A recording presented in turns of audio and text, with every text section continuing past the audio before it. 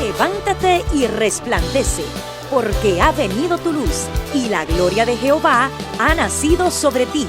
Porque he aquí que tinieblas cubrirán la tierra, y oscuridad las naciones. Mas sobre ti amanecerá Jehová, y sobre ti será vista su gloria. He aquí, el Señor derrama sobre las naciones su espíritu. He aquí, el Señor derrama sobre las naciones su espíritu, su gloria, su gloria. Ministerio El Amanecer de la Esperanza presenta su programa Voz de Restauración con el pastor Juan Radamés Fernández. Escucha atentamente la palabra que proviene del mismo corazón del Padre para consolar tu vida.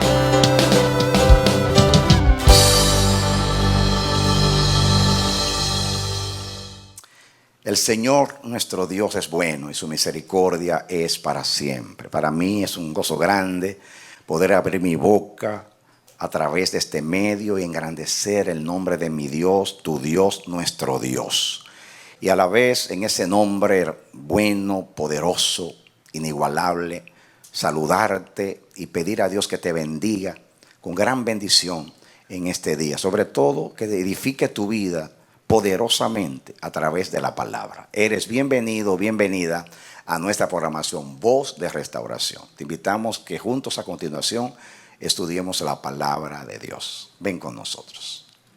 Amén. Voy a orar, mis hermanos. Padre, en el nombre de Jesucristo, en este momento leeremos tu palabra y nos vamos a exponer a ella.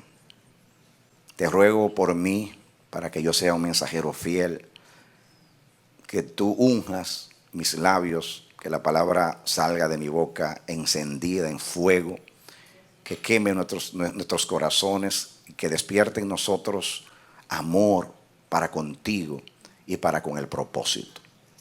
Revela tu amor y tu corazón en el nombre de Jesús. Amén.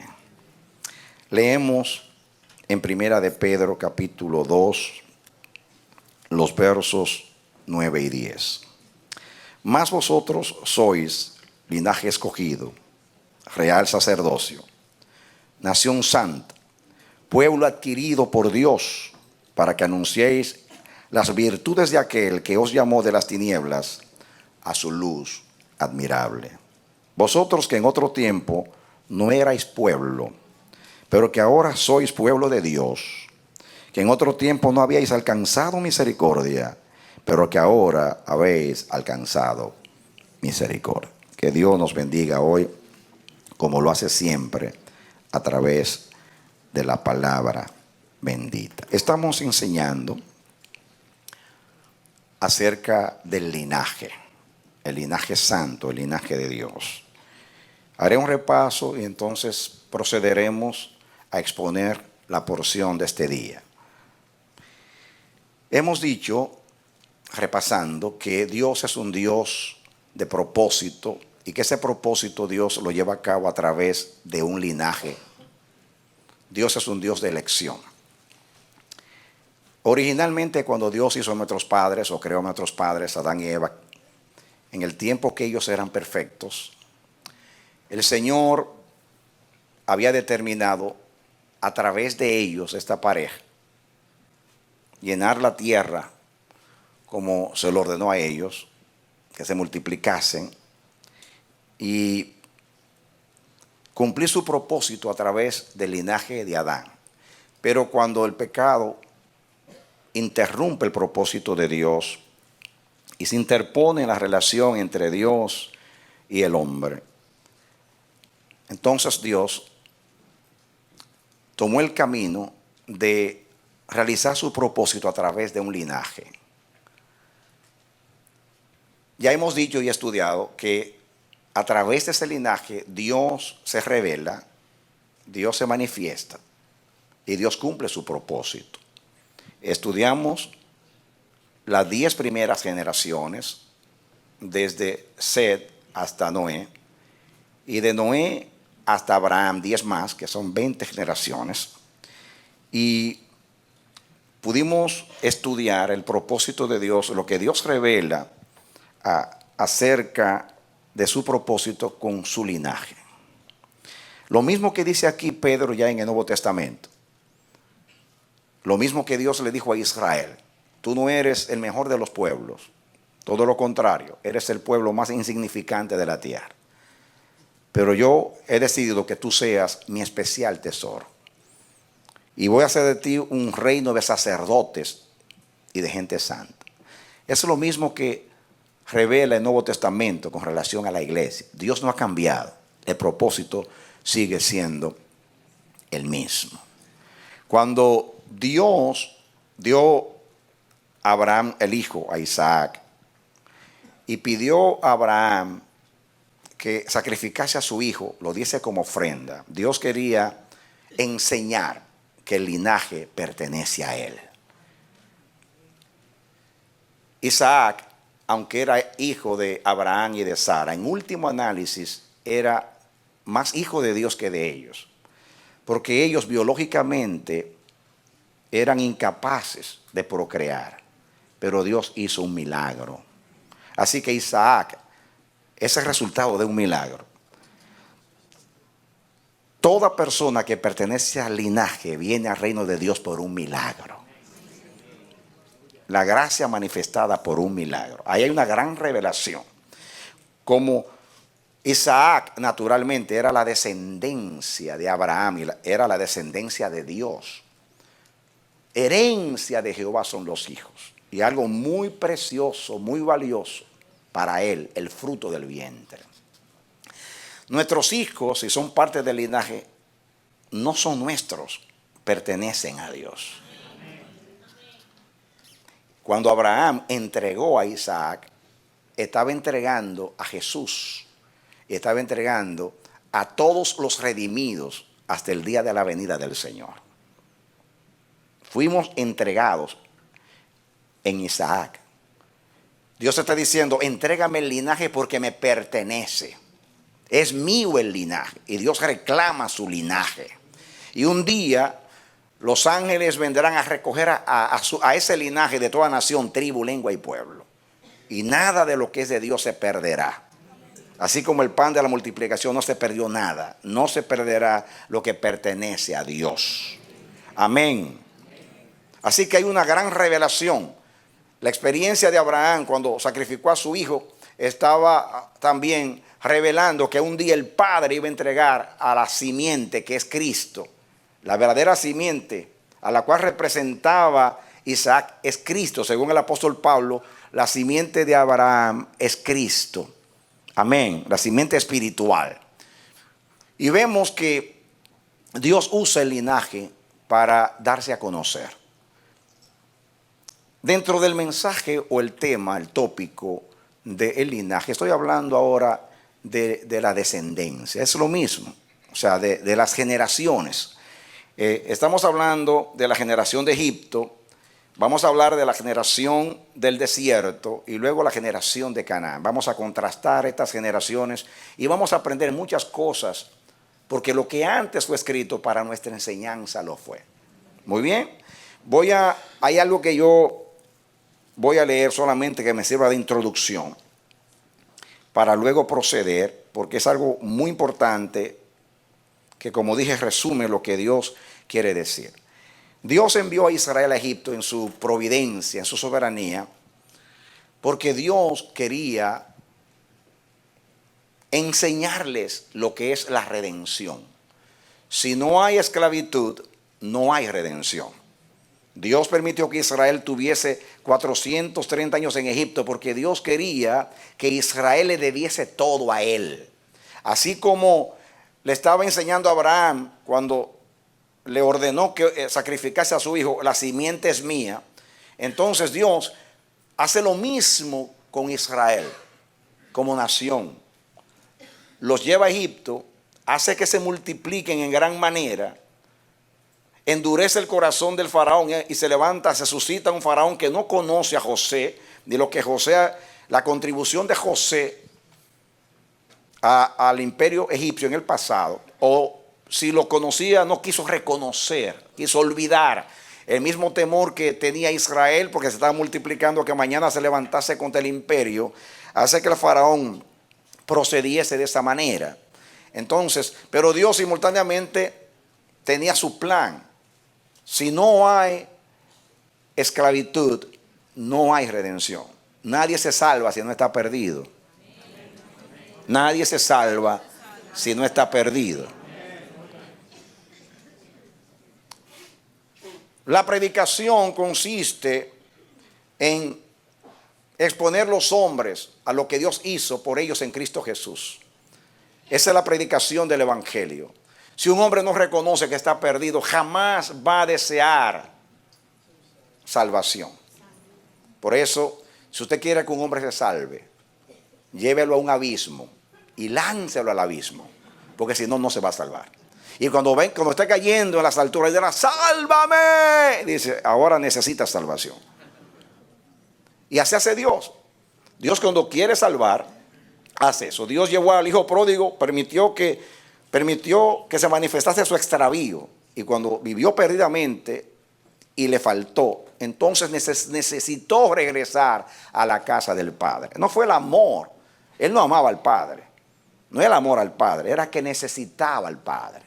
Nadie viene a Dios porque le ama.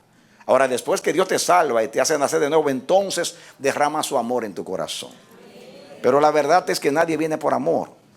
Venimos por necesidad a Dios. Por eso el Espíritu Santo, cuando va a convertir a alguien, primeramente lo convence de pecado, de justicia y de juicio. El hombre que en la mañana decía, yo no tengo necesidad de salvación. Yo soy un hombre recto, yo soy un buen padre, un buen esposo, yo trabajo, yo no me meto con nadie, yo no tengo vicios, y se cree bueno, como el fariseo. Pero viene del trabajo, entra a una iglesia, oye la palabra y después viene llorando, pidiendo perdón, diciendo, Señor, perdóname que soy tan pecador. Esta mañana decía que era bueno y ahora está golpeándose el pecho como el publicano, pidiendo perdón, porque Dios lo convence de pecado. Entonces, Dios lleva el linaje, Dios trata con el linaje. Diga, Dios trata con el linaje. Aunque Dios haga una obra colectiva con su pueblo, en el caso del pasado con Israel, hoy con la iglesia, hay una obra colectiva. Dios trabaja individualmente. Dios no tiene nietos, Dios tiene hijos. Hay un error muy grande en la iglesia, muy grande, que no se entiende, porque no se entiende la elección. Y es que creemos que vamos a salvar a nuestros hijos. Nadie salva a sus hijos. Usted puede exponer a sus hijos, y es su deber hacerlo, a la palabra de Dios. Y usted debe, así como usted lo conduce en lo natural para que ellos formen una familia después, usted los educa, así debe ser espiritualmente. Usted debe enseñar a sus hijos la palabra de Dios y darles un testimonio. Nada más puede hacer. Dios tiene que tratar con ellos. Dios tiene que tratar con ellos. Desde que mis dos hijos eran pequeñitos, siempre les decía, Dios no tiene nietos.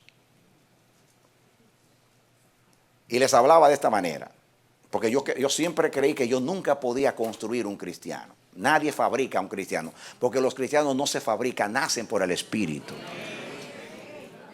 Es un error. Las iglesias viven fabricando cristianos. Los cristianos no se fabrican, nacen del Espíritu. Si el Espíritu Santo no hace una obra en nuestros hijos, no importa el testimonio que tú le des, no importa que tú le hables, los puedes mantener en la iglesia, pero en la iglesia no significa que están salvos. Algunos que con persuasión logran que se mantengan hasta que se casen en la iglesia, pero aquí no hay nada. No, dejen que el Señor haga la obra. Dios trata con el linaje. Amén. Y les decía algo a mis hijos, hablando de las 3 generaciones, Abraham, Isaac y Jacob. Si ustedes ven a Jacob nunca hablaba de Dios diciendo mi Dios. él decía, el Dios de mis padres. ¿Recuerdan ustedes cuando él dialogaba con Labán? Decía, el Dios de mis padres. Y el otro decía, y Labán decía, el Dios de Nacor, que era el hermano de Abraham. Y el Dios de Nacor y el Dios de Abraham. Pero no decía ninguno de los dos, mi Dios.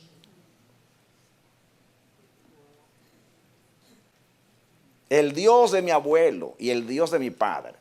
El Dios de mis padres, cuando lo pluralizaba. Pero después que tuvo el encuentro con Dios en Peniel, y Dios lo marcó cuando hirió su muslo y lo hizo cojo para siempre para que recordase el encuentro, y le cambió el nombre de engañador Jacob a Israel.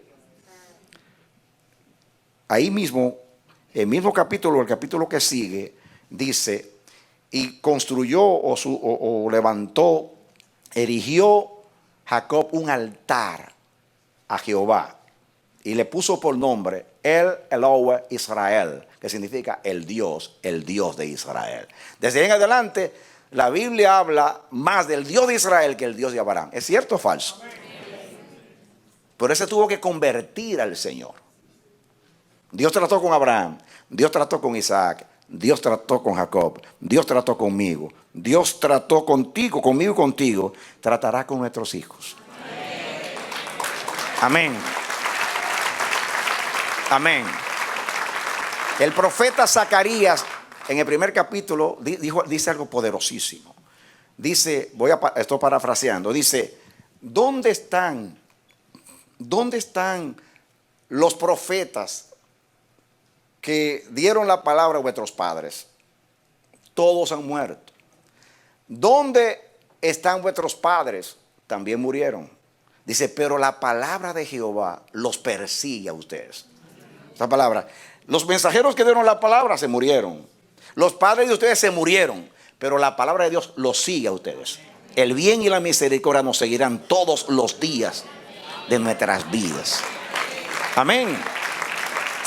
Yo tengo un hijo extraviado. Yo tengo la esperanza de que esa palabra de promesa lo va a seguir. Pero él tiene que tener un encuentro con Dios. Cuando él me confesó a mí que era ateo y tuvimos un encuentro, yo le dije, hijo, has elegido el camino más largo. Porque Dios te va a alcanzar como quiera. Lo dije así y hasta se enojó conmigo. Dice, ese Dios, sí, ese Dios te va a salvar porque te va a salvar. Amén. Y estaba llorando conmovido. ¿Es así? Y dice, te va a salvar, hijo, porque te ama, te va a salvar. Ahora, ¿qué te quiero decir con que has elegido el camino más largo? Bueno, que puede ser que te tenga que enfermar o que llegue a un accidente o que es un problema. Él va a tratar contigo. Él va a hacer que tú lo busques y que tú lo necesites. Él se va a aparecer a ti. Tarde o temprano se va a aparecer a ti. Dios es así. El hijo menor que siempre fue temeroso de Dios, porque aquel nunca leía la Biblia y hasta le daba vergüenza que diga que era hijo de un pastor. Ese niño era así, porque Dios me lo reveló y mi esposa sabe. Cuando nació el segundo me dijo, el primero negará la primogenitura. Y yo no se lo dije a mi esposa, sino hasta que se cumplió. Guardé esa palabra dentro de mí con un gran dolor. Me dijo, en el primero, en el segundo está la bendición. El primero negará su primogenitura como Esaú. Y se cumplió. Yo estoy hablando delante de Dios. Estoy en su presencia, no estoy inventando nada. Cuando nació 4 años después, tenía casi 5 el primero. Dios me dijo eso. Cuando nació, en este está la bendición. Ese, desde el principio, fue temeroso de Dios. Y cuando yo le hice un llamado a salvación, Padre, yo me voy a bautizar cuando el Espíritu me toque, como tú me has dicho. Y así mismo fue. Ya adulto se bautizó. Mi deseo era que se bautizara pequeño, como todos los niños, pero él dijo, no. Pero después de su papi, ahora Dios me tocó. Ahora yo quiero ser bautizado. Y digo yo, eso es lo que yo quiero, hijo, que tú seas un cristiano. Y desde niño ha sido temeroso de Dios, muy íntegro. En lo espiritual él no conoce, y hablo porque no está aquí, está enfermo, tiene un resfriado. Lo de él es blanco o negro en lo espiritual. Papi, eso es lo que la Biblia dice. Punto, se acabó. Eso es lo que la Biblia dice. No inventemos, eso es lo que la Biblia dice.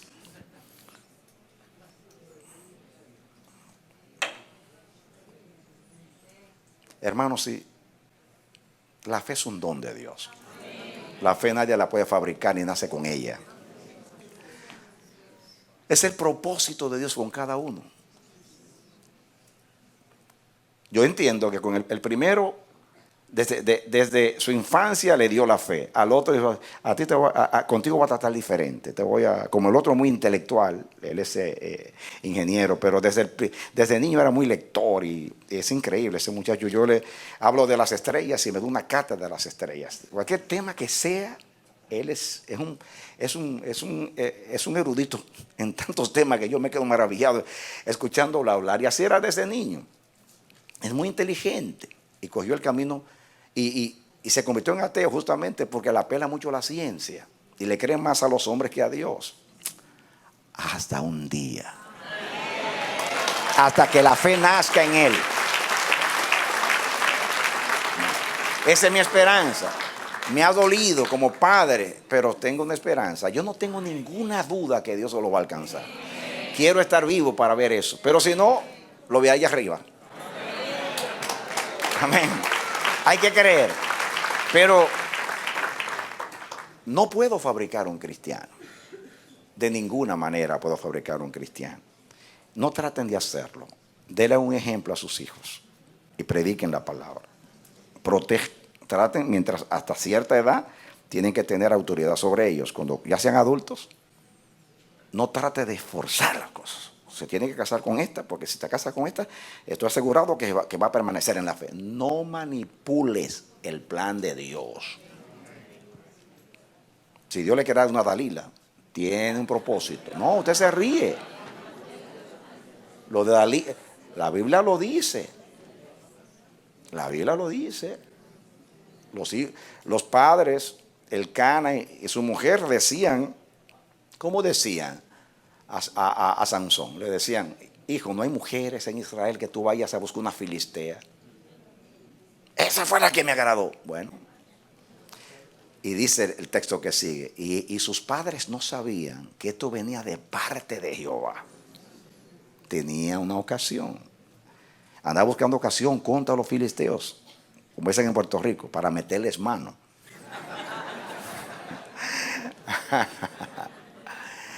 Porque, escuchen esto, en el plan de Dios, Dios tenía el propósito de usar más las debilidades de Sansón que su fortaleza. ¿Se entendió eso? Dios no pudo usar la fuerza de Sansón como usó sus debilidades. Fue sus debilidades lo que Dios usó como ocasión para lograr el propósito. Ese es el soberano del universo. Él tiene un plan. No importa el plan que haya diseñado con tu hijo o con tu hija. Deja a Dios tranquilo. Sus caminos son perfectos. Por eso nos predicó por muchos meses. De Jehová son los pasos del hombre. Dios tenemos una fe. No digo ciega porque la fe no es ciega. La fe tiene los ojos de Dios. Pero la seguridad de que Dios es bueno, fiel, todopoderoso y soberano. Tiene un plan. Dios trata con el linaje, mis hermanos. Usted lo puede mirar. Quizás, si Dios quiere, nos vamos a meter en algunos temas acerca de eso, cómo Dios trata con el linaje. Y vamos a ver aquí estas 3 generaciones. Les dije que Dios saca a Israel de Egipto a través de una redención, la Pascua. Hizo que cada familia matase un cordero, tomara la sangre, la pusiera en el dintel de la puerta, y donde había sangre, había redención. El ángel exterminador pasaba, y donde había sangre, no destruía. Una tremenda revelación de Cristo. Israel sale de Egipto con brazo poderoso. La Biblia dice muy poco de lo que pasó en Egipto, salvo la narración de cómo Dios prepara a Moisés en su niñez para que liberase a su pueblo. No dice más nada del pueblo. Casi nada dice. Pero en el desierto podemos nosotros deducir por el perfil de cada hebreo especialmente aquellos nombres que menciona la Biblia en los 40 años de desierto y la narración de Moisés en cuanto a la conducta de Israel en su relación con Dios, sabemos cómo era en Egipto. Porque como era en el desierto, era en Egipto. Está muy claro, muy evidente, que el propósito de Dios con el desierto era matar a Egipto en sus vidas.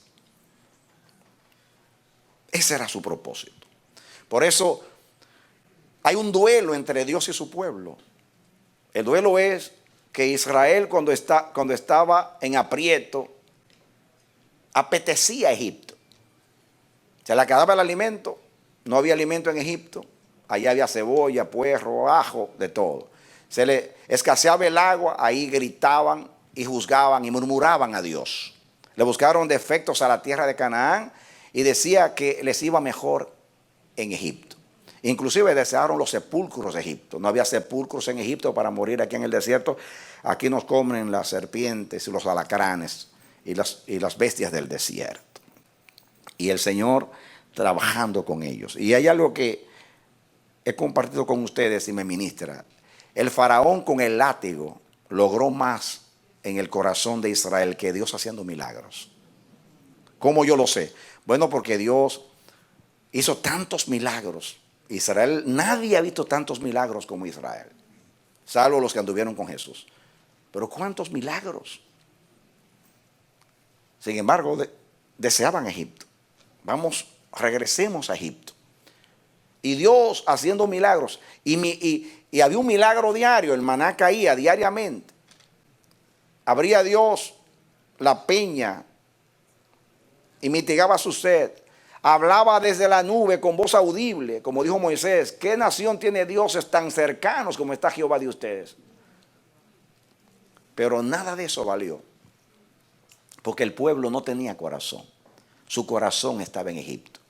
Como dice Esteban, nuestros padres, aunque salieron, sus corazones se quedaron en Egipto. Fue una gran batalla. Entonces yo les dije que hablé del ejemplo de José, que José fue distinto. Aunque José salió de Egipto muerto, el propósito del desierto era matar a Egipto. Y como Dios no pudo matar a Egipto en ellos, entonces los mató a ellos para poder matar a Egipto.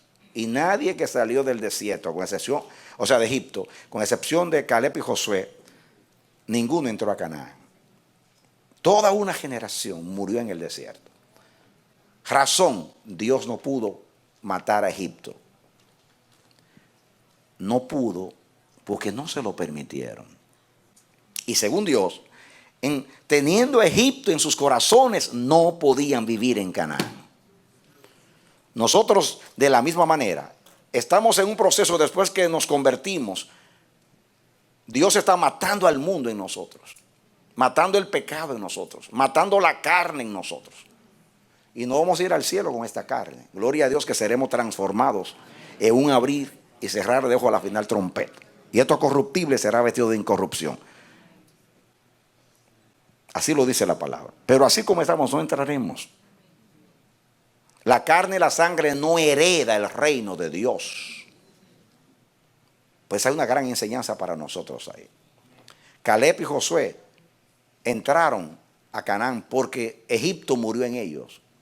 Y dice, Dios mismo, hablando de los dos, dice, porque ellos fueron en pos de Jehová. Ellos, dice Dios, y fueron en pos de mí.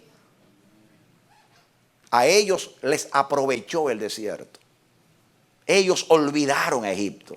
Ellos dejaron a Egipto el día que salieron. Yo puse el ejemplo de José. José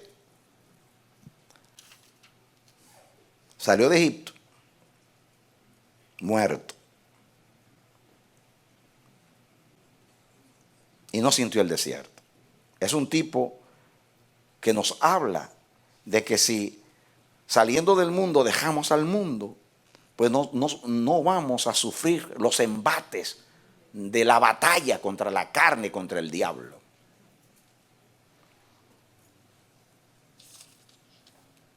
Ahora, para avanzar un poquito, y poder contrastar, voy a decir algo que ya dije, pero que tengo aquí en mis notas. Muy bien, sí, voy a seguir. La generación del desierto hizo nacer, o sea, un nuevo Israel. Después que murió aquella generación que salió de Egipto, dice que cuando el último murió, los que nacieron en el desierto fueron los que entraron a Canaán, ¿correcto? Muy bien. Esa nueva generación, que es parte del linaje de Dios, no conoció a Egipto. Así que su batalla no era vencer o matar a Egipto, porque no conocieron a Egipto. Su experiencia era la experiencia del desierto. Esa generación fue la que entró a Canaán y conquistó a Canaán, ¿correcto? Estos, escuchen, pelearon con Josué para exterminar a los cananeos, pero la Biblia dice que no lo hicieron totalmente. Para que entendamos lo que queremos decir, venga conmigo a Levítico capítulo 18.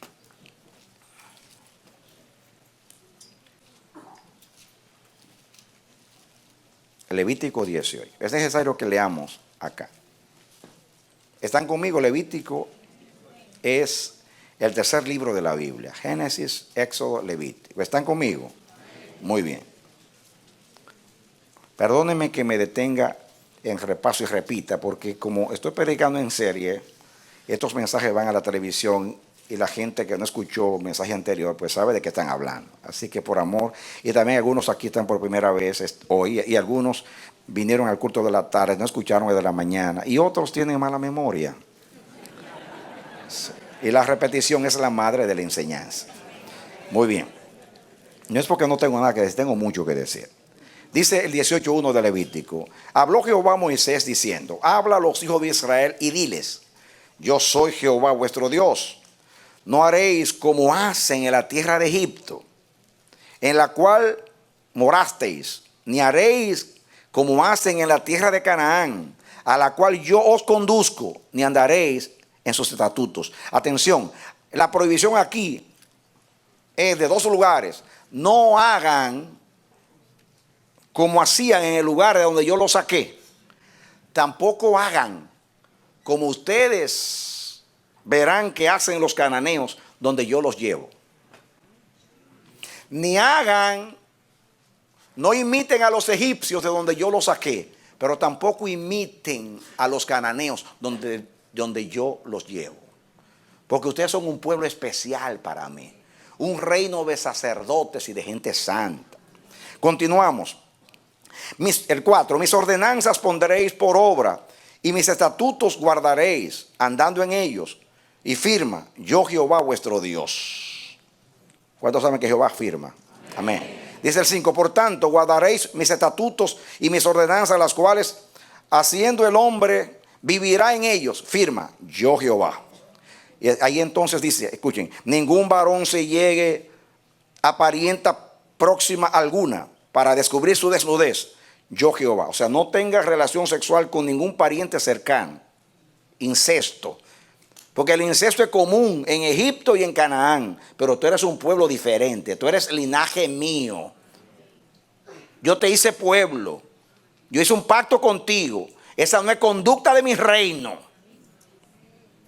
El 7, o el 6, ningún varón se llegue a pariente próximo alguna para descubrir su desnudez, y firma, yo Jehová. El 7, la desnudez de tu padre o la desnudez de tu madre no descubrirás. Tu madre es, no descubrirás su desnudez. Significa no tengas relación sexual con tu madre. Aunque los cananeos lo hagan porque son perversos, eso es abominación para mí. Y tú eres un pueblo especial. 8, la desnudez de la mujer de tu padre no descubrirás. Esa es la desnudez de tu padre. Atención, no tengas relación con tu padre, en caso de que tú seas homosexual o en caso de que sea una hija. No descubrirás de tu hermana Dice, la desnudez de tu hermana, hija de tu padre o hija de tu madre, nacida en casa o nacida afuera, su desnudez no descubrirás. No tendrás ningún tipo de relación sexual con tu hermana o media hermana. La desnudez de la hija de tu hijo o de la hija de tu hija, su desnudez no descubrirás, porque es la desnudez tuya. La desnudez de la hija de la mujer de tu padre, engendrada de tu padre, tu hermana es, su desnudez no descubrirás. La desnudez de la hermana de tu padre, o sea, la tía, no descubrirás, es pariente de tu padre.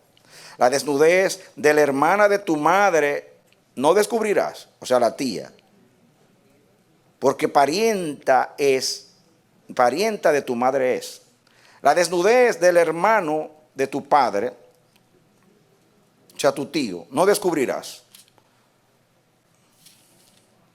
No llegarás a su mujer. Su mujer, dice, es mujer del hermano de tu padre. La desnudez de tu nuera no descubrirás. La mujer es de tu hijo. No descubrirás su desnudez.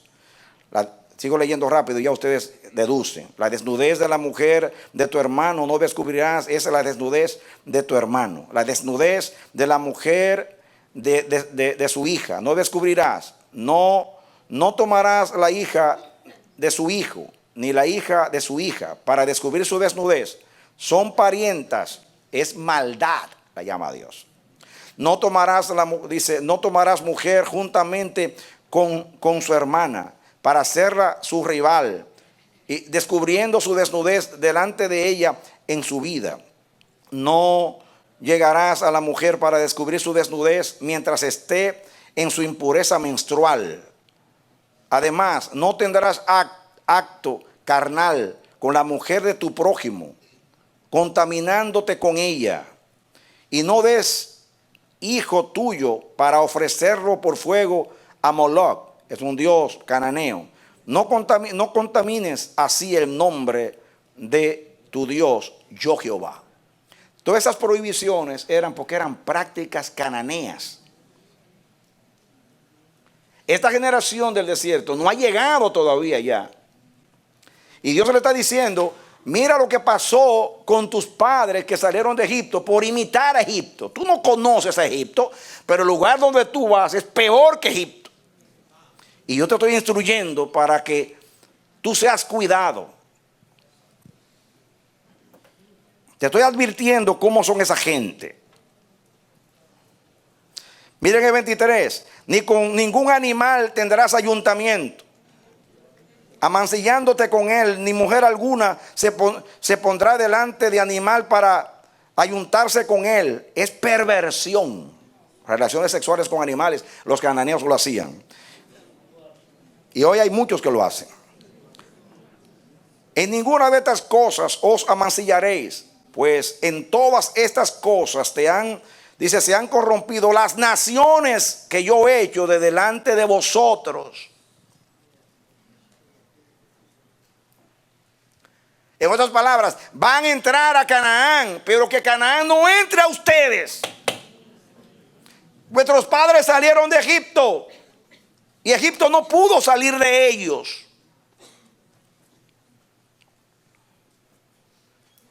Estamos en el mundo, pero no somos del mundo. Estos son los consejos de Dios, son eternos. Hoy es lo mismo, no ha cambiado la palabra.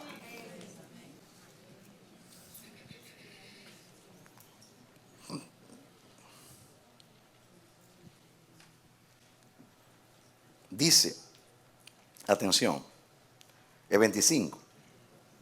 Y la tierra fue contaminada, y yo visité su maldad sobre ella, y la tierra vomitó sus moradores. Guardad pues vosotros mis estatutos y mis ordenanzas, y no hagáis ninguna de estas abominaciones, ni el natural ni el extranjero que mora entre vosotros. Porque todas estas abominaciones hicieron los hombres de aquella tierra que fueron antes de vosotros, y la tierra fue contaminada.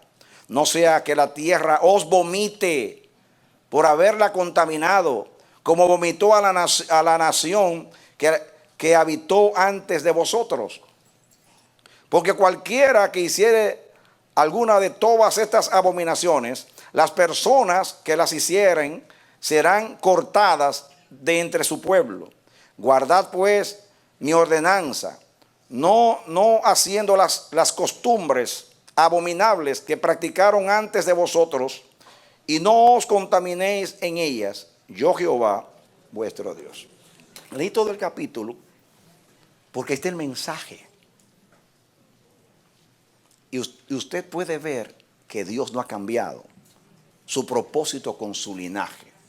La ley ha cambiado como pacto, pero el espíritu de la ley está vigente hoy. Las letras de la ley fueron abolidas. La ley fue abolida como pacto, pero el espíritu de la ley, que es santidad para Jehová, eso no cambia ni cambiará nunca. Amén. Porque el que nos llamó es santo. La razón por la cual Dios nos hace un llamado a la santidad es porque Él es santo. Es cierto que Dios enseñó que la idoneidad para estar en su presencia es la santidad, y que la santidad es la entrada para entrar a la presencia de Dios. Por eso dice la epístola a los Hebreos: en santidad nadie verá a Dios. ¿Quién subirá al monte de Jehová? El limpio de mano y el puro de corazón.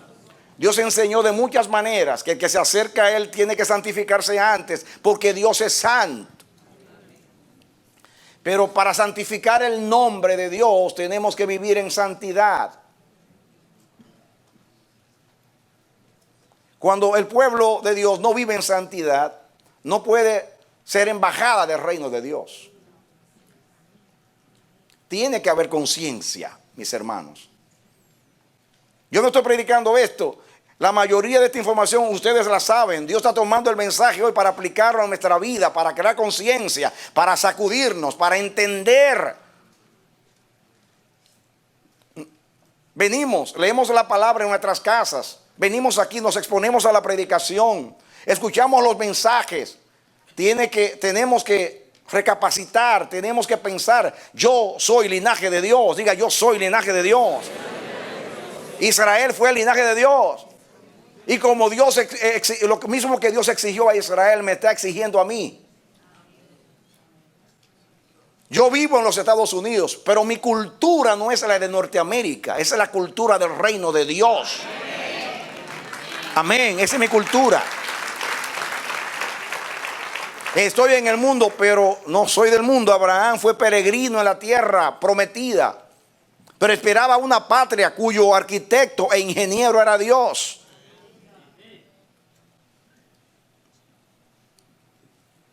Yo oro a Dios que mientras expongo la palabra, usted piensa. Yo prediqué un montón de mensajes acerca de la madurez no hace mucho, y tuve que dejarlo porque yo no vi la reacción. Yo dije: no se está entendiendo lo que es madurez. No se evalúa en la mayoría qué significa ser un cristiano maduro. Y para mí toda la vida cristiana tiene que ver con ser maduro. Cuando las emociones están crucificadas, sometidas, entonces yo puedo vivir en el espíritu. Nunca podré vivir en el espíritu, soy un ser emocional. Si me dicen una exhortación y ya se me acabó el mundo, algo no está bien. Te amas demasiado a ti mismo, te consientes demasiado. No seas abogado de tu propia carne, crucifícala. Párate como los enemigos de Cristo frente a la cruz y dile a tu carne: crucifícala, Dios, crucifícala. Por cuanto no es de Dios, déjala clavada ya. Entiérrala con Jesús. Porque no vivo yo, vive Cristo en mí. Y los que son de Cristo han crucificado la carne con sus deseos. Y la carne está en las emociones, en los pensamientos, en los criterios, en los conceptos aprendidos.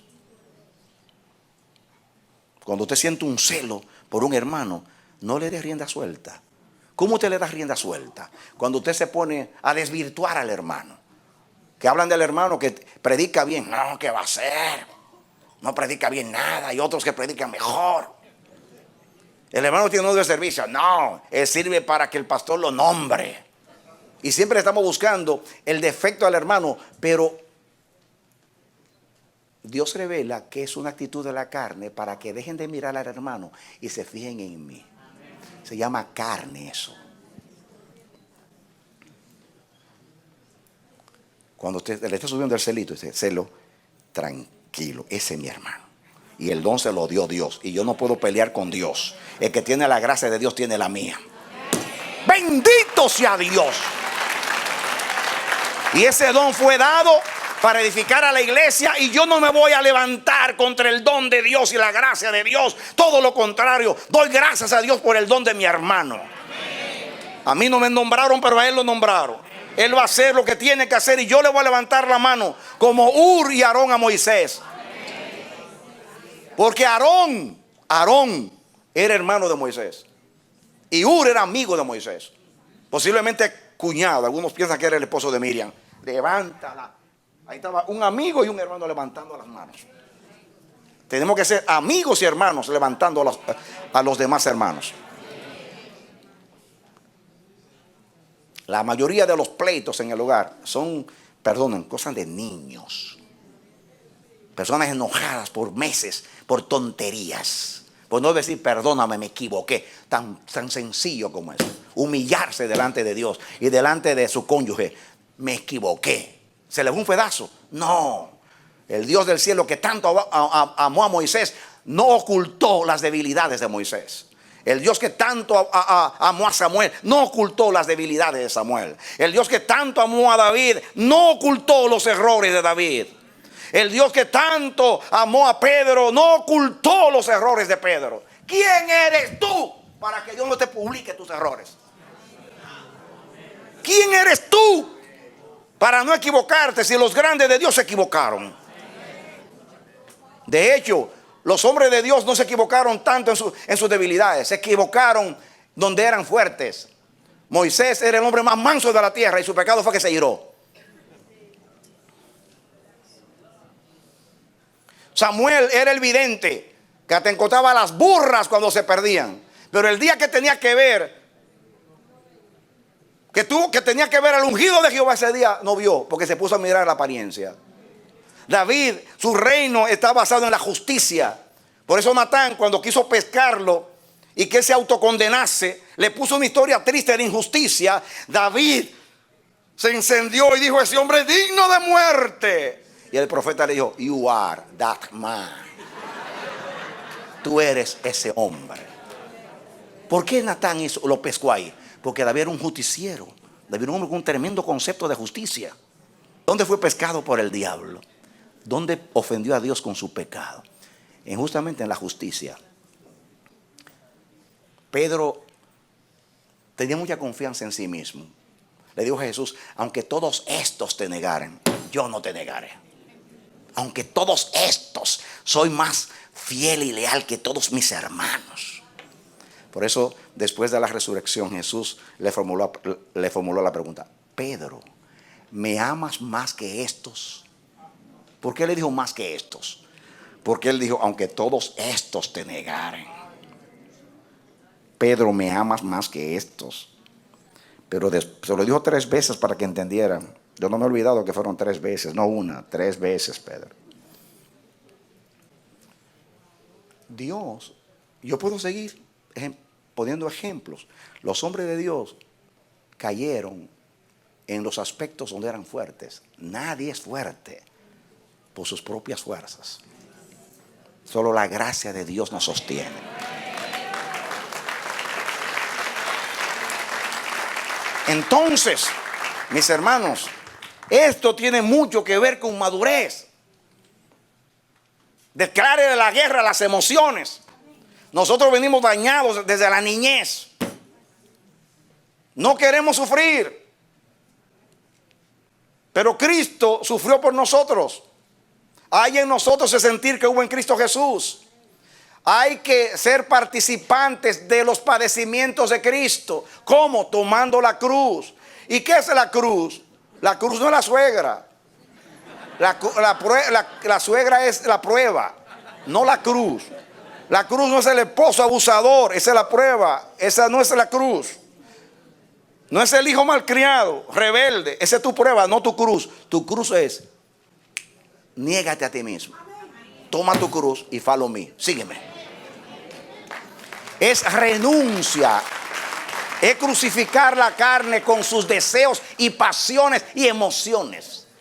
Nadie va a madurar mientras siga siendo emocional. Hay personas que es así que andan, para que no le digan que cometió un error.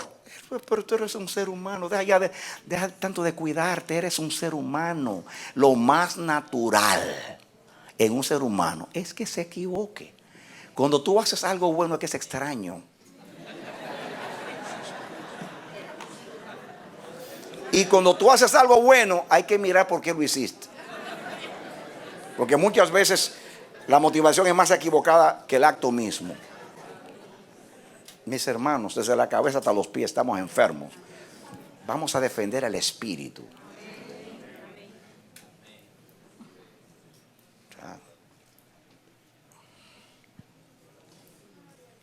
¿Por qué no se está hablando de linaje? Para hablar palabras bonitas de revelación. No. Es para que entendamos nuestro legado en la tierra. ¿Qué hago yo aquí? ¿Por qué Dios me trajo aquí? ¿Por qué me eligió? ¿Qué hago yo siendo parte de este propósito santo y de este pueblo? Soy linaje de Dios. Nací como Isaac por un milagro de Dios como linaje. Así como fue entregado el linaje en Isaac y en Jesús, yo debo ser entregado a Dios en sacrificio vivo, santo, porque el linaje es una ofrenda para Dios. Yo soy ofrenda para Dios porque yo soy linaje de Dios. Yo no me pertenezco, por consiguiente no me gobierno, porque me redimió, me compró y yo le pertenezco a Él. Uno murió, dice el apóstol, luego todos murieron, para que los que viven ya no vivan para sí, sino para aquel que vivió y resucitó por ellos.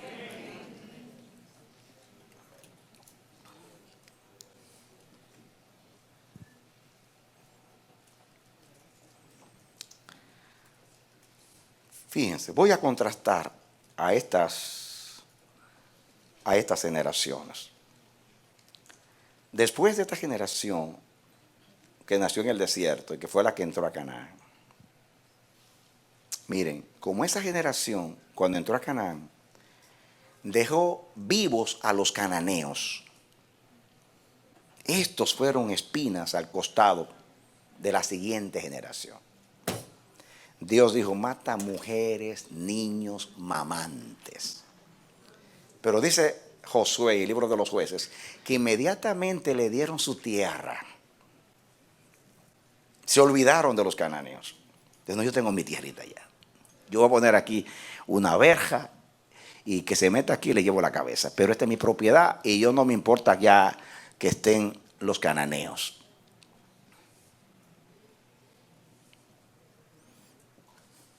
¿Qué sucedió?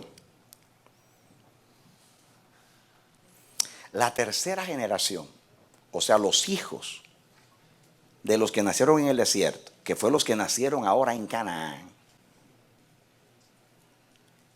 O sea, la tercera generación. La primera, la que nació en Egipto. La segunda, la que nació en el desierto. La tercera, la que nació en Canaán. La tercera generación, la del libro de los jueces, no conoció a Jehová, ni las obras que él hizo. Así que esta generación fue la que sufrió el efecto de la mala influencia de los cananeos. ¿Quiere venir conmigo a Jueces? Libro de Jueces, capítulo 2, ahí rapidito. Después de Josué viene Jueces, capítulo 2. Tengo que leer, aunque no quiera, mucho para... Bien. ¿Están conmigo? Muy bien. Leo rapidito, capítulo 2, versículo 1.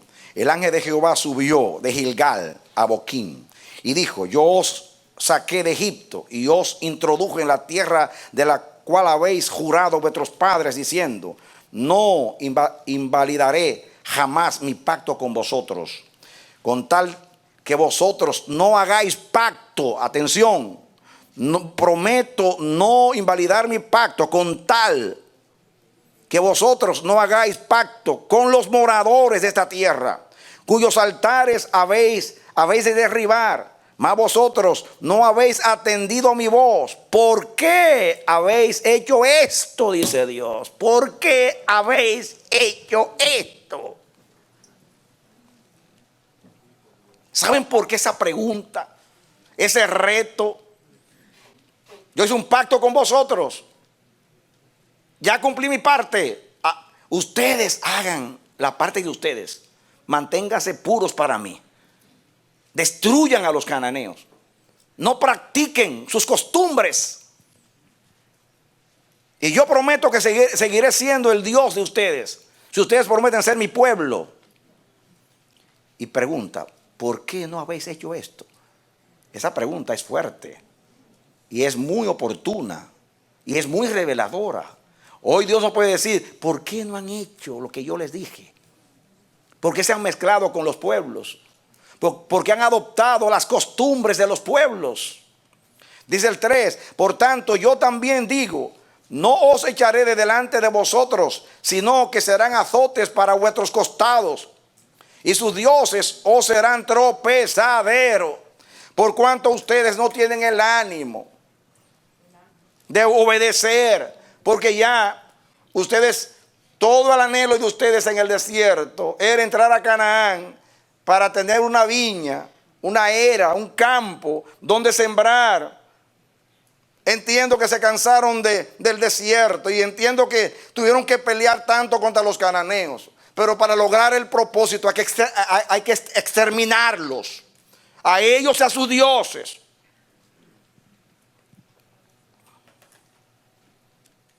Ahí dice, habla de dos cosas: serán espinas en vuestros costados.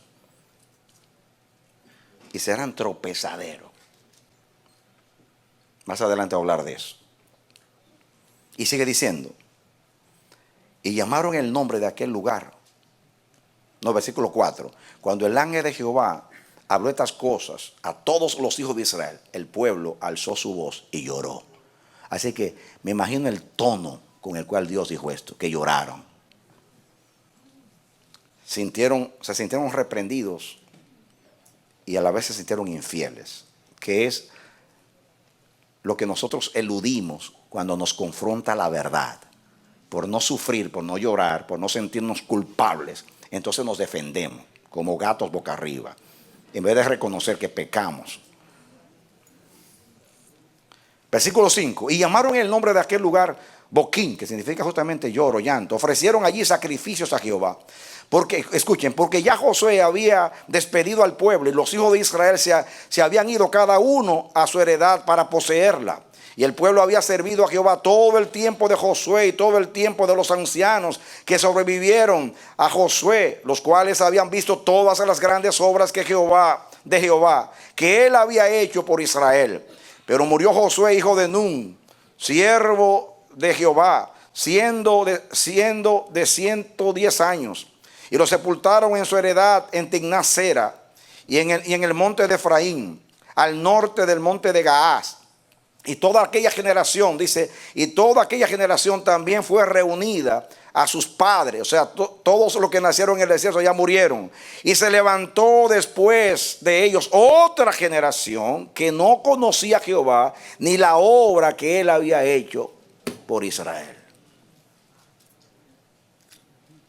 ¿Qué sucedió? Atención. ¿Qué sucedió? ¿Cuál es el deber de los padres? Enseñar a sus hijos el temor a Jehová. Por eso Dios insiste tanto, y es la responsabilidad de los padres, no solamente de los padres naturales, espirituales. Nosotros los ministros que vivimos en esta generación, que somos padres de congregaciones, tenemos que dedicar tiempo y desear no morir hasta que no hayamos cumplido con el propósito de educar a nuestro pueblo en el amor y el temor de Dios. Esta generación del desierto, los que salieron de Egipto, estaban tan enamorados de Egipto y tan distanciados de Dios, que se olvidaron de la generación que nació en el desierto. Y esta generación que nació en el desierto, cuando llegó a Canaán, su empeño era conquistar a Canaán para tener una porción de tierra, una heredad, y se acabó. Y se olvidaron de sus hijos. Muchas veces como padres somos conquistadores. Nos graduamos en las universidades, tenemos un buen trabajo, luchamos por el sueño de tener una casa y tenemos tantas cosas y nuestros hijos crecen y nos olvidamos del deber que tenemos. Eso es lo natural. En lo espiritual es lo mismo.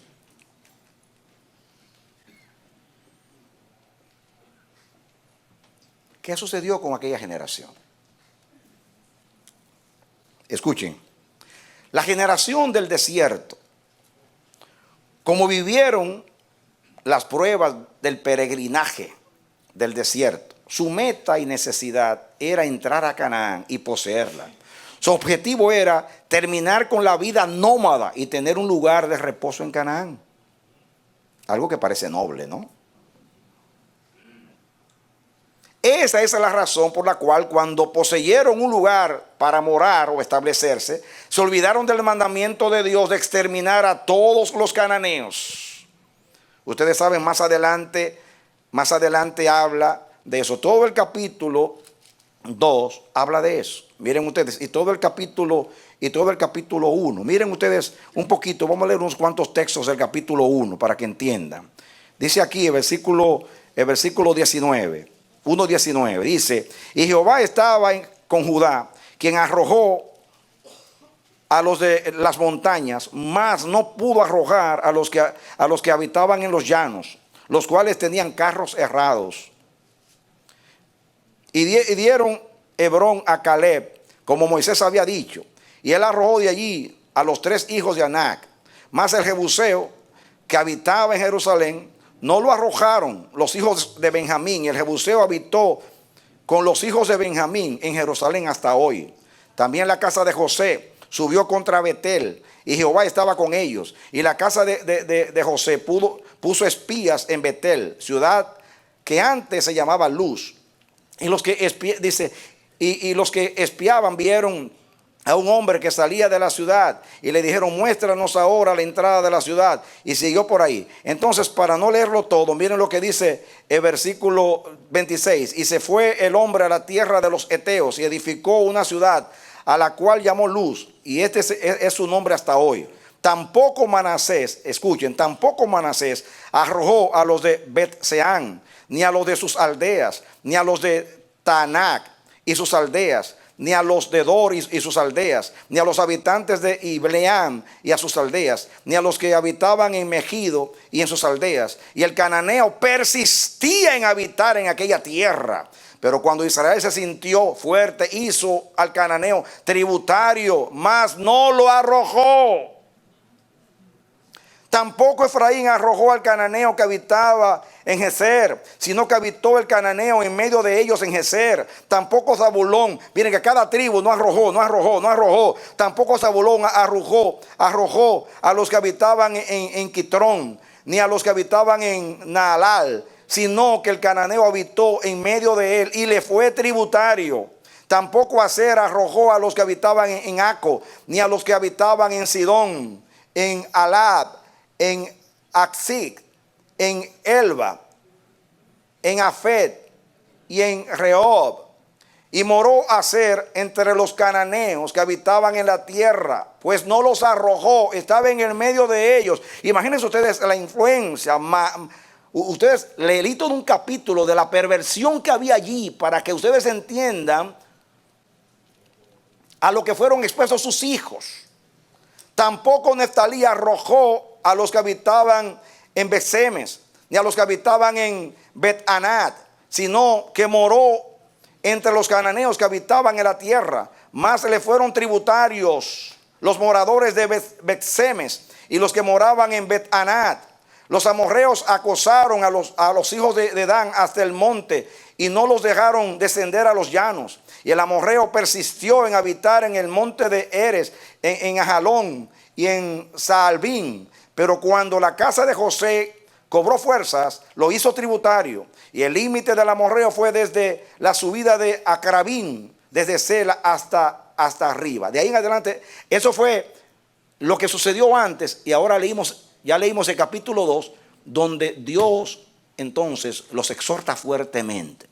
Y el resultado es los versículos que leímos. Se levantó una generación que no conoce a José. Imagínense ustedes, muchas veces estamos tan abrumados por lograr nuestras metas en la vida y no arrojamos a los cananeos.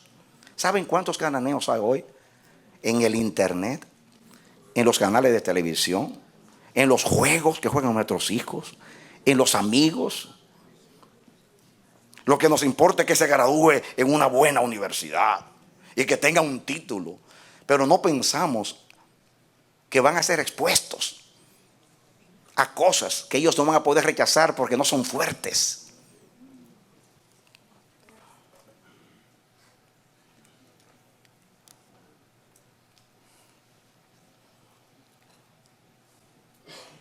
Escuchen, la misión de la generación de Egipto era matar a Egipto para poder vivir a Dios. Oigan bien, traten de entender esto. La misión de la generación de Egipto, la que nació en Egipto, era matar a Egipto para poder vivir a Dios. La generación del desierto debía, al entrar a Canaán, evitar que Canaán entrase en ellos. Ya vieron la experiencia de sus padres, que por no matar a Egipto, tuvieron que morir en el desierto. Era para haber aprendido. Y Dios se lo advirtió antes de entrar: destruyan a todos, cuídense de las costumbres de estos pueblos. El propósito de cumplir con la encomienda divina de exterminar a los cananeos era evitar que Canaán, en las costumbres cananeas, entrase a sus hijos. Ese era el propósito de Dios: cuidar el linaje, para que el linaje cuidado pudiera proseguir en el propósito de dar a conocer al Dios verdadero. Yo tengo aquí en las notas que Dios me dio: cansados de largo peregrinaje por el desierto y en su afán de encontrar reposo, no previnieron a sus hijos del peligro de Canaán. No lograron el reposo deseado. Hebreos capítulo 4 dice que Josué no pudo darles el reposo. Entraron al reposo a Canaán y no reposaron. No tengo el tiempo para leer capítulo 4 de Hebreos, pero hablando de reposo, dice: Josué no les dio el reposo. El reposo era Canaán supuestamente, pero entraron a Canaán y no reposaron. ¿Por qué? Porque a no destruir los cananeos, eran espinas a sus costados, a su corazón, y eran un tropezadero a sus pies. Costado habla del corazón. Les dañaron el corazón y lo hicieron tropezar con sus pies. Y no encontraron el reposo. Fíjense, aunque estaban en la tierra de reposo, no encontraron el reposo. Porque el reposo no es tener una heredad, es tener a Dios. Nadie reposa si no tiene a Dios. Es mejor tener a Dios y no tener heredad. Hoy se habla mucho de la heredad, de la heredad, de la heredad, y no del Dios de la heredad. Nadie tiene heredad, aunque tenga heredad, si no tiene a Dios. No la va a disfrutar. La casa no la vas a disfrutar, te dice Dios. El título no lo vas a disfrutar, dice Dios. Y lo que ahorraste con grandes sacrificios, tendrás que dárselo al psiquiatra, al médico, al abogado, y sacar a tus hijos de las cárceles y llorar porque no supiste educarlos en el Señor. Y estoy hablando también a los pastores, a nosotros, en cuanto al linaje espiritual. Somos responsables. Es mejor que usted se siente ahí y escuche una palabra fuerte, dura, difícil.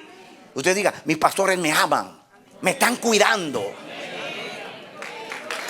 Amén. El objetivo de ellos no es hacernos sentir bien, sino librarnos del mal. Porque fue la oración de Jesús: no te pido que los quites del mundo, sino que los guardes del mal. La palabra debe guardarnos del mal y guardarnos de esta perversa generación.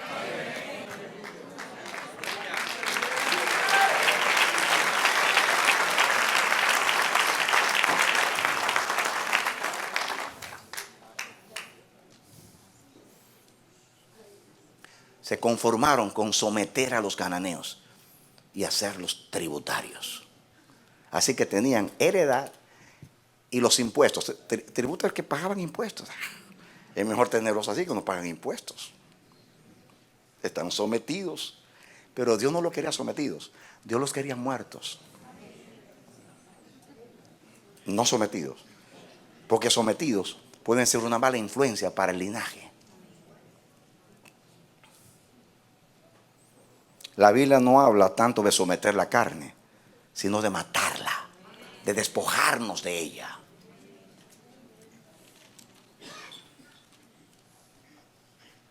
Se beneficiaron de los tributos que les pagaban los cananeos, pero a costa de que estos pervirtieran a sus hijos por medio de su influencia pagana e idólatra. Qué terrible tener heredad y no tener reposo.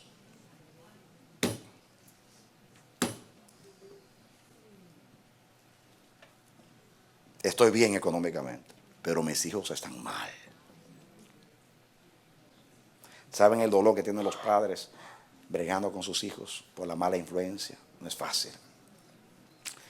Ninguna de las generaciones entendieron a Dios ni su propósito. Ellos interpretaron el pacto como una alianza en las cuales ellos se beneficiaban de las promesas terrenales y no entendieron sus dimensiones espirituales. No comprendieron su identidad como pueblo santo y como sacerdotes de Dios. Qué triste, mis hermanos, es no entender lo que somos. Lo que antes fue escrito para nuestra enseñanza, lo fue. Los cananeos fueron espinas o azotes para sus costados, y sus dioses eran tropezaderos, dice. Esto lo sufrieron sus hijos, o sea, la tercera generación. El costado representa el corazón. La palabra hebrea tropezadero viene de una palabra que significa lazo, para atrapar animales. Por implicación, es un gancho que se le pone aquí en la nariz a los animales para alarlos. Significa enredar, red, lazo, ruina, trampa, tropiezo. Eso significa esa palabra hebrea.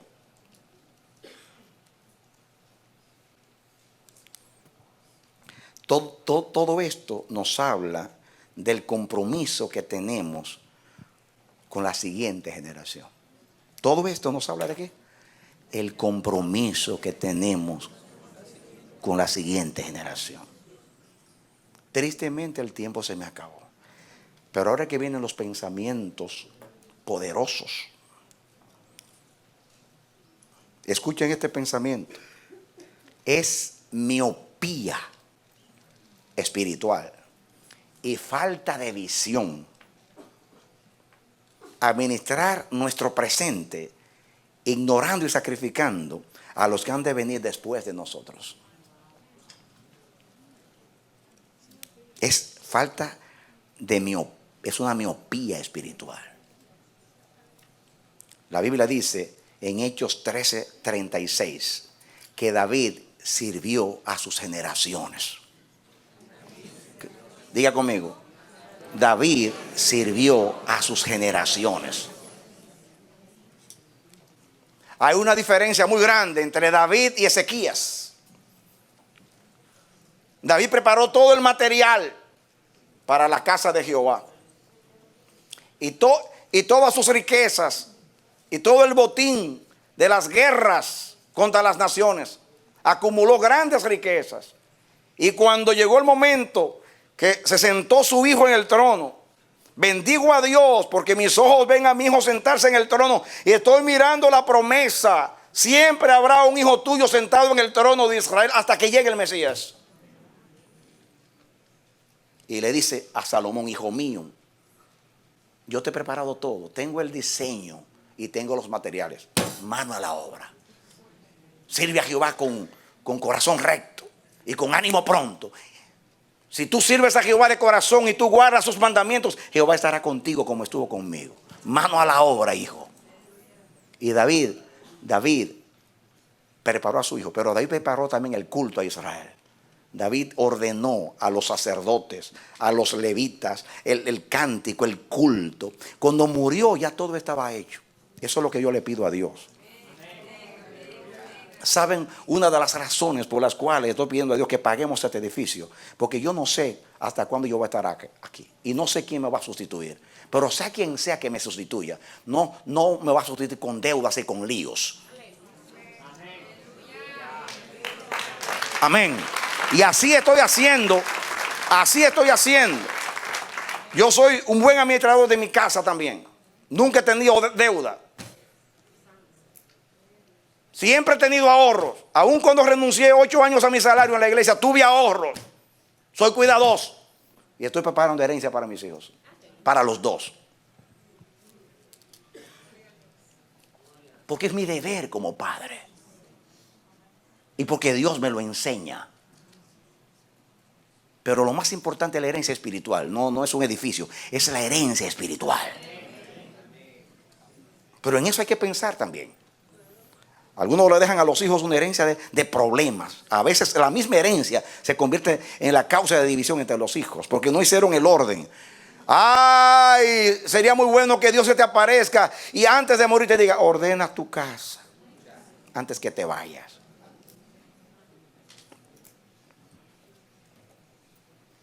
Ese fue David. ¿Saben lo que hizo Ezequías?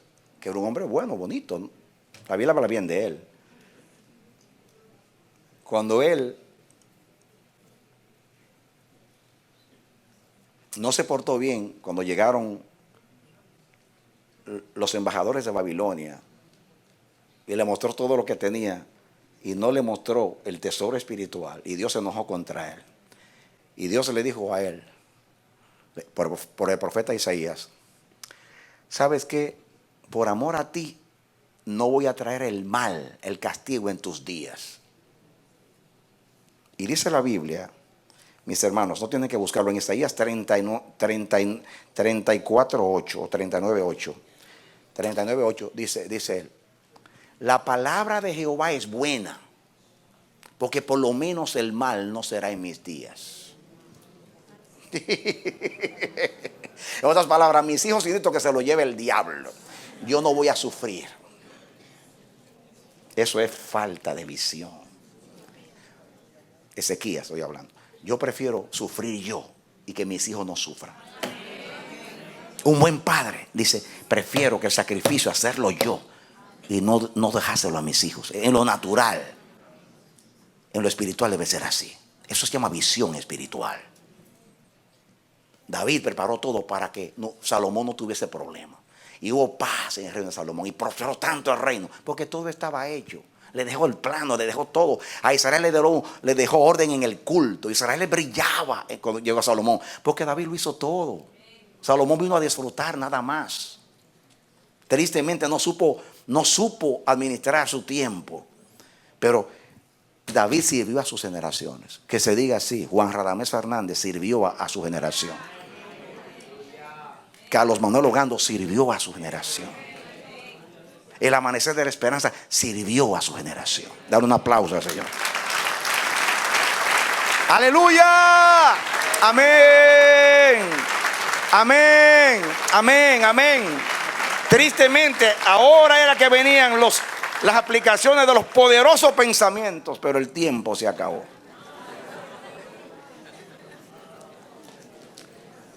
Nos veremos el próximo domingo a este mismo horario por esta misma emisora. Denle otro aplauso al Señor. Amén. Aleluya. Amén. Amén. Termino con este pensamiento. No es buen mayordomo delante de los ojos del Señor aquel que por gozar del presente no le prepara el camino a la próxima generación. ¿Qué yo dije? No es buen mayordomo aquel que por gozar el presente no prepara el futuro a la nueva generación. Oremos a Dios. Padre bendito, Dios eterno. Gracias por tu bendita palabra. Ella nos confronta, pero cuán buena es. Nosotros amamos tu palabra porque te amamos a ti. Sabemos que tu palabra, Señor, es como plata refinada. Sabemos que tu palabra es nuestra esperanza de agradarte, nuestra esperanza de vivirte, nuestra esperanza de ser como tú. Tu palabra es nuestra esperanza para todo. Queremos vivir de acuerdo a tu palabra. Señor, tú nos estás enseñando acerca del linaje para que entendamos nuestra responsabilidad con aquellos a quienes tú nos das a cuidar. Nuestros hermanos, nuestros padres espirituales cuidaron de nosotros. Ahora tenemos que cuidar de la próxima generación. Es en lo físico, en lo natural, como en lo espiritual. Dios mío, como iglesia, como casa profética, apostólica, el Amanecer de la Esperanza tiene un compromiso serio contigo, Dios mío. Que no nos durmamos en los laureles. Que, Dios mío, que despertemos. Hay un legado que cumplir, mi Dios. Tenemos un compromiso con estos niños, con los jóvenes que se forman ahora. Dios mío, haznos padres para ellos. Dios mío, despiértanos, sacúdenos, crea conciencia en nosotros. Trae urgencia, trae convicción, trae pasión. Es necesario, Dios mío. Yo vengo en nombre de esta congregación y de la iglesia a pedirte perdón. No hemos entendido esto, aunque hemos escuchado tantos mensajes, Dios mío. Estamos entretenidos, estamos construyendo el futuro y nos olvidamos de lo que han de vivir en el futuro. Ay, Señor Adonai, Elohim, ayúdanos a servir a nuestras generaciones. Porque es visión celestial, es deber, es compromiso. Danos, Señor, Dios mío, la valentía, el denuedo y la convicción. Ayúdanos a decir valientemente: no nos importa que sean gigantes los cananeos, los vamos a destruir. No solo comemos como pan, no solo comeremos como pan, o los comeremos como pan. Lo vamos a exterminar, lo vamos a acabar. Vamos a destruir a la mala influencia, a nuestros hijos y a nosotros mismos. Oh Dios santo, si Israel hubiera sido fuerte, aunque hubiera dejado a los cananeos, hubieran convertido a los cananeos con su testimonio. Pero ellos se convirtieron a los cananeos, en vez de los cananeos convertirse a ellos. Eso es lo que está pasando hoy con la iglesia. Nos estamos convirtiendo al mundo y a la cultura de estos días, y no estamos convirtiendo a esta generación. Dios, abre nuestros ojos. Este mensaje no es para decir qué palabra bonita. No es para decir tengo un compromiso con Dios, yo pido ayuda. Yo personalmente pido ayuda. Es demasiado grande el compromiso, el reto delante de ti. Solamente con tu ayuda puedo hacerlo. Te grito: ayúdame, Dios. Que lo cojo mío no salga del camino. Que mis limitaciones no me dañen. Padre, ayúdame a terminar con gozo mi carrera y la carrera del Amanecer de la Esperanza. Que cuando se diga, si Cristo no viene y murió toda la generación que comenzó el Amanecer de la Esperanza, se levantó otra generación, hizo mejor que ellos. Lo superó en todas las cosas, en amor a Dios, en celo de Dios, en sabiduría, en consejo, en revelación, en integridad, en verdad, en santidad, en justicia, en fe, en obediencia. Ay, Señor, eso es lo que te pedimos en el nombre de Jesús. Abre los ojos, sacúdenos, estremécenos. Dios mío, haznos llorar como lloró Israel en aquella ocasión. Ay, que no lloremos de culpabilidad, lloremos por la reprensión del Señor. Ay, Señor Adonai, Elohim. Mira esta perversa generación cómo se ha levantado contra ti. Nuestros hijos van a las escuelas pervertidas, a las universidades, son expuestos al internet con todas las cosas malas, al cine, a la televisión. Hay tantas cosas, Dios mío, perversas. No se teme a tu nombre. A lo malo le llaman bueno y a lo bueno le llaman malo. Ah, Señor Jehová, esta generación ha excedido a los cananeos. Levántate en medio de esta generación en el nombre de Jesucristo. Ay, Señor, no Por favor, no dejes ir este momento sin bendecirnos, Señor. Nos aferramos a ti, ten misericordia. Es grande el desafío, yo pido ayuda. Yo no puedo sin tu ayuda. Señor, guárdame de ser como Ezequías. Preferimos sufrir nosotros, pero que nuestros hijos no tengan que sufrir. Ayúdanos a prepararte el camino a ti, por consiguiente el camino a ellos, para que ellos nos superen y no tengan que, Dios mío, gastar su energía, los recursos y sus vidas peleando con cananeos. Vamos a destruir a los cananeos para que se concentren en heredar y en servir a Jehová. Oh Señor Jehová, ten misericordia, Señor. Te lo ruego en el nombre bendito de Jesús. En el nombre bendito de Jesús. Yo te digo, mi hermano, este es un mensaje serio. Ojalá que el Espíritu de Dios te haya sacudido, te haya estremecido, te haya abierto los ojos, y que tú grites como gritó Israel cuando Dios lo confrontó. Que así tú puedas llorar delante de Dios. Hemos perdido generaciones porque no hemos sido consecuentes. Pero llegó la hora, dice el Señor. Ha llegado la hora de levantarnos en el nombre de Jesús, a salvar al linaje, a destruir a los cananeos. No a hacerlos tributarios, sino a destruirlos, para destruir su influencia y librar a nuestros hijos de ella. Venga el reino de Dios sobre ti. Que Dios te ayude. Así como oro por mí, por esta congregación, oro por ti, para que Dios te dé la gracia y la convicción para lograr lo que Él quiere. Vivir de acuerdo a su propósito. Que Dios te bendiga y te dé la victoria en Cristo Jesús. Aleluya. Amén y amén y amén.